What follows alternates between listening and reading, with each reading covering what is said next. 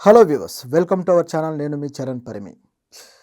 పోలీసులు ఇప్పుడు మళ్ళీ కాళ్ళబేరానికి వచ్చారు. అదేంటి పోలీసులు కాళ్ళబేరానికి రావడం ఏంటి అనుకుంటున్నారా? ఎప్పుడు కూడా ప్రజల్ని కొట్టడమో లేదా ప్రజల్ని దండించడమో పెట్టుకునే పోలీసులు ఇప్పుడు వాళ్ళు కాళ్ళబేరానికి వస్తే ఇది చాలా ఆశ్చర్యంగా అనిపిస్తుంది కదా.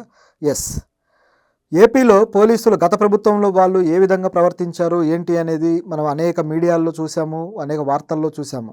సో ఇప్పుడు వాళ్ళ ప్రవర్తనకి వాళ్ళు జవాబుదారీగా వాళ్ళు క్షమాపణ చెబుతూ ఇప్పుడు ప్రభుత్వంలో ఉన్న నాయకుల్ని కలుస్తూ ఉన్నారనమాట. క్షమాపణ పత్రాలు రాసి వాళ్ళు సమర్పించుకుంటున్నారు. సో ఈ పోలీసులకు ఇలాంటి దుస్థితి, ఇలాంటి పరిస్థితి వస్తుందని ఎవరూ ఎక్స్పెక్ట్ చేసి ఉండరు.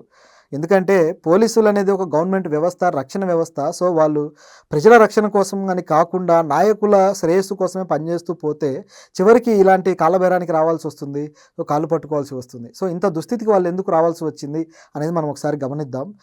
నిన్న రీసెంట్గా టీడీపీ నాయకుడు వర్ల రామయ్య గారిని ఈ పోలీసు అధికారుల సంఘం అధ్యక్షుడు, అలాగే వాళ్ళ కొంతమంది పోలీస్ ఆఫీసర్లు వీళ్ళందరూ కూడా కలిశారు. సో కలిసి ఆయనకి మేము తప్పు చేశాము, గతంలో మమ్మల్ని క్షమించండి, మా తప్పులన్నింటినీ మన్నించి మళ్ళీ మాకు ఏ విధమైన ఇబ్బంది లేకుండా చూడండి అని చెప్పేసి, ప్రభుత్వం నుంచి ఏ సమస్య రాకుండా వాళ్ళు ఆల్రెడీ ప్రభుత్వంలో ఎవరెవరైతే ఈ తప్పులు చేసుకుంటూ వచ్చారో ప్రభుత్వానికి గతంలో ఈ వీళ్ళకి వ్యతిరేకంగా పనిచేస్తూ వచ్చిన వాళ్ళు ఉన్నారో జగన్కి అనుకూలంగా ఈ విధంగా, సో వీళ్ళందరి మీద వాళ్ళు ఒక హిట్ లిస్ట్ పెట్టుకున్నారు. సో ఎవరెవరైతే ఉన్నారు అని చెప్పేసి వాళ్ళందరినీ బ్లాక్ చేసే ప్రోగ్రాం పెట్టుకున్నారు. కాబట్టి వీళ్ళు ఒకసారిగా భయపడిపోయి ఈ పోలీసులంతా కూడా వెళ్ళి ఇట్లా సమర్పించడం జరిగింది, మమ్మల్ని క్షమించండి అని చెప్పేసి. వర్లరామయ్య గారు చేతులు పట్టుకొని ఇలా వంగి వంగి దండాలు పెట్టారు. సో అది చూస్తే మనకి ఇక ఏమనిపిస్తుందంటే చేసిన తప్పుకు ఇక మూల్యం చెల్లించుకుంటున్నారా అనిపిస్తుంది, అంతే. పాపం అనిపించదు. ఎందుకంటే ఆ తప్పు అలాంటిది. ఇప్పుడు పోలీసు వ్యవస్థ ప్రజలు ఎంతో నమ్మకం పెట్టుకోవాల్సిన వ్యవస్థ, క్రైమ్ని కంట్రోల్ చేసి ప్రజలకు ఒక భరోసా ఇవ్వాల్సిన వ్యవస్థ. అట్లాగే రాజకీయాల విషయాలకు సంబంధించి కూడా ప్రజలు ఏదైనా నిరసనలు తెలియజేయాలన్నా లేదా ప్రతిపక్షాలు నిరసన తెలియజేయాలన్నా పోలీసు వ్యవస్థ సంయమనంతో ఉంటేనే అది సాధ్యమవుతుంది. అలా కాకుండా వాళ్ళు జులుం ప్రదర్శించి వాళ్ళు వీళ్ళ ప్రాథమిక హక్కులకే భంగం కలిగించేలా ఒక్కోసారి ప్రవర్తిస్తుంటారు. ఇలాంటి టైంలో ఆ నిరసనలు తెలియజేసే అవకాశం కూడా లేక ఇట్లా ఒక నిరంకుశ పరిపాలనలో ప్రజలు ఇబ్బంది పడే పరిస్థితి ఉంటుందన్నమాట. ఇలాంటి దానికి ఎలా జరుగుతుంది నిరంకుశ పరిపాలన, ఎవరి వల్ల సక్సెస్ అవుతుందంటే ఇలాంటి రక్షణ వ్యవస్థ తప్పుదారిలో వెళ్ళినప్పుడే. నిజానికి కేవలం ఒక సీఎంఓ పిఎంఓ ఆయన ఒక్కడే ఉండి అందరి మీద రూల్ పాస్ చేసి దాన్ని అమలుపరచలేడు. ఆయనకు సపోర్ట్గా ఇలాంటి రక్షణ వ్యవస్థలు ఉన్నప్పుడే వీళ్ళు ఉండి ఆ ముక్కుసూటితనాన్ని కావచ్చు లేదా మొండితనాన్ని కావచ్చు ప్రజల మీద ప్రదర్శించి ఆచరించేలా చేస్తేనే అది సాధ్యమవుతుంది. సో ఈ విధంగా ఈ నియంతృత్వాలు పరిపాలన కావచ్చు ఇదంతా కూడా ఈ వ్యవస్థల ద్వారా సాధ్యమవుతుంది అనేది మనకు కనిపిస్తున్న విషయం. అయితే మరి గత ప్రభుత్వంలో మరి ఏ నియంతృత్వ వ్యవస్థ జరిగింది, వీళ్ళు ఎందుకు క్షమాపణ చెప్పాల్సి వచ్చింది అనేది గమనిస్తే, గత ప్రభుత్వంలో ఇప్పుడు ఎవరైతే ఉన్నారో ఈ పోలీసు అధికారుల సంఘం అధ్యక్షుడు శ్రీనివాసరావు, ఈయన గత ప్రభుత్వంలో ఉన్నప్పుడు ప్రతిపక్షం మీద చంద్రబాబు గారి మీద, లోకేష్ మీద, వీళ్ళ మీద సవాలు విసురుతూ అసలు మీరేమనుకుంటున్నారు, మీరేం చేయలేరు, మీ రికార్డులన్నీ, మీ చరిత్ర అంతా నా దగ్గర ఉంది, మీకు సంబంధించిన ప్రతి తప్పు నా దగ్గర ఉంది అని చెప్పేసి ఆయన ఇష్టం వచ్చినట్టు మాట్లాడడము, అలాగే తొడగొట్టడము, అలాగే మీసం తిప్పడము అంతా గందరగోళం చేశాడు. సో ఇంత గందరగోళం చేసి సవాలు విసిరాడు అనమాట. ఖబర్దార్ అని చెప్పేసి ఛాలెంజ్ చేశాడు. ఇలాంటి పదాలు ఉపయోగించడం ఏదైనా రౌడీలు ఉపయోగించే పదాలు ఇవి, ఖబర్దారులు ఇవన్నీ కూడా. కానీ పోలీసులు ఉపయోగించారంటే ఎంత విఘ్నత కోల్పోయి ప్రవర్తించారో ఆలోచించండి. సో ఇట్లా తొడగొట్టేసి వాళ్ళకి సవాల్ చేసిన తర్వాత బాగానే ఉంది, అయిపోయింది, మొత్తానికి ప్రభుత్వం మారిపోయింది. మారిన తర్వాత ఇప్పుడు ఆయనకి అసలు జ్ఞానోదయం అయినట్టుంది, తత్వం బోధపడింది అంటారు కదా, ఆ విధంగా. సో ఇక నేరుగా వచ్చేసి క్షమాపణ చెప్పడం జరిగింది. చెప్పకపోతే ఏమవుతుందో ఆయనకు తెలుసు. అయితే ఆ అవకాశమైనా కనీసం వీళ్ళు ఇచ్చారు, ఆ మంత్రి వర్ల రామయ్య గారు. సో ఈయన మొత్తం తన పరివారం మొత్తాన్ని తీసుకుని వచ్చి క్షమాపణ చెప్పిన తర్వాత ఆయన ప్రెస్ మీట్లో ఏమన్నాడంటే, ఇదంతా కూడా నేను ఆ గతంలో ప్రవర్తించిన తీరు కానీ ఇదంతా కూడా తప్పే, నేను తప్పుగానే ప్రవర్తించాను. కాకపోతే గత ప్రభుత్వంలో ఉన్న నాయకుల వల్ల, వాళ్ళ ఫోర్స్ వల్ల నేను ఆ విధంగా ప్రవర్తించాను. నిజానికి నాకు అలాంటి ఉద్దేశం ఏం లేదు అని చెప్తున్నాడు. అలాంటి ఉద్దేశం లేకపోతే వాళ్ళు ఏ చేయమంటే చేసేయడమేనా? ప్రభుత్వ అధికారులు ప్రభుత్వం కోసం పనిచేస్తూ పోతే ప్రజల పరిస్థితి ఏంటి? ఆ రెస్పాన్సిబిలిటీ ఎవరు తీసుకుంటారు ప్రజల విషయంలో? ఇది ఆలోచించాలి కదా. సో ఇట్లా ఒక కాంటెక్స్ట్ చూసుకుంటే ఈయన ప్రవర్తించిన తీరు కానీ ఇదంతా కూడా అప్పట్లోనే విమర్శలు వెల్లువెత్తాయి, క్వశ్చన్ వచ్చింది. ఈయననే కాదు, రాష్ట్ర స్థాయిలో అనేక చోట్ల కూడా పోలీసులు ఈ విధంగానే ప్రదర్శించిన సందర్భం ఉంది. అయితే ఇప్పుడేదో కరెక్ట్గా ఉంటారని కాదు, ఇప్పుడున్న ప్రభుత్వానికి అనుకూలంగా మారిపోతారు. ఇప్పుడు వీళ్ళు ఏది చెప్తే అది చేస్తారు.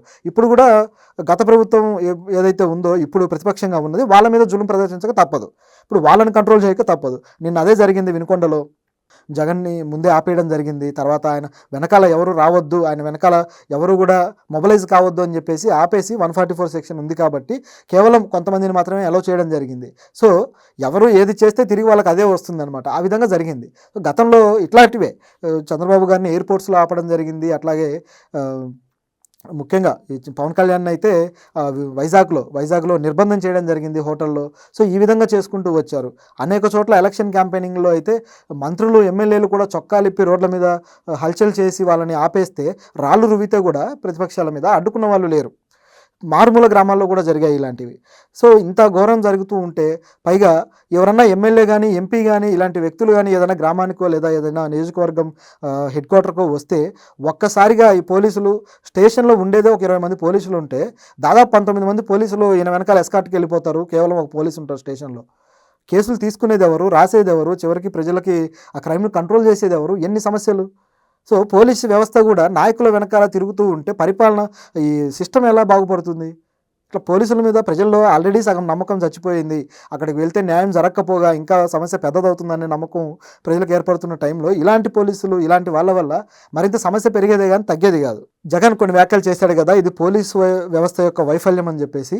సో ఆయన వ్యాఖ్యలు చేయడంతో ఇప్పుడు మళ్ళీ వీళ్ళు రియలైజ్ అయ్యారు, జగన్ వ్యాఖ్యలను నేను ఖండిస్తున్నాను, ఆయన అలా ఎలా చేస్తాడు అని చెప్పేసి ఇప్పుడు ఖండిస్తున్నాడంట.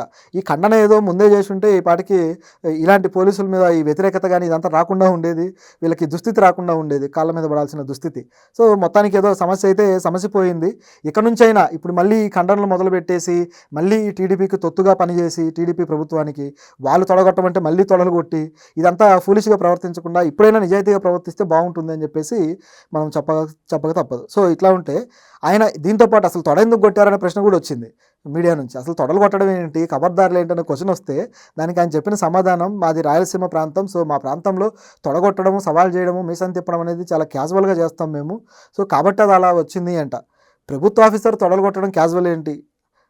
ఇది ఆలోచించాల్సింది. సామాన్యులు రోడ్డు మీద ఉండేవాళ్ళు లేదా వాళ్ళు ఏదైనా వ్యక్తిగత కక్షలు ఉండేవాళ్ళు తొడలు కొట్టుకుంటే అది వేరు. ఈయనకు వ్యక్తిగత కక్ష లేదు, అదే చెప్తున్నాడు మళ్ళీ దాంట్లో కూడా, మాకు వ్యక్తిగత కక్షలు ఏమి ఉండవండి, మేము ప్రభుత్వం ఏది చెప్తే అది చేయాలి, ఆ విధంగా ప్రవర్తించాము అని. వ్యక్తిగత కక్షలు మా బైలాస్లో కూడా అట్లా ఉండదు అది ఇది అని చెప్తున్నారు.